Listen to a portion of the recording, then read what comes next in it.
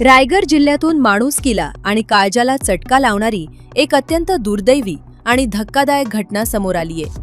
माणगाव तालुक्यातील खरवली आदिवासी वाडी येथे एका जन्मदात्या आईने आपल्याच 4 निष्पाप आणि लहान मुलांना थंड पेयातून विष पाजले आणि त्यानंतर स्वतःही विष प्राशन करून जीवन यात्रा संपवलीये।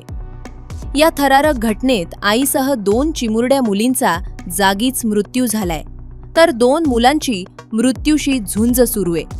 मिळालेल्या माहितीनुसार आशा जाधव असे या मृत दुर्दैवी माऊलीचे नाव आहे।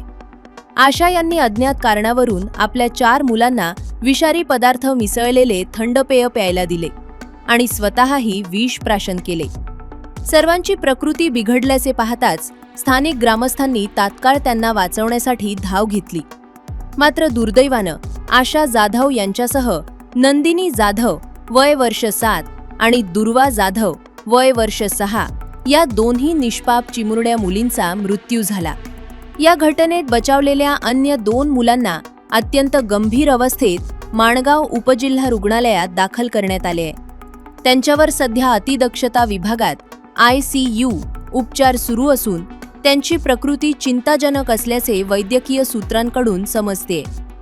घटनेची माहिती मिळताच माणगाव पोलीस पथक घटनास्थळी दाखल झाले असून त्यांनी पंचनामा केलाय।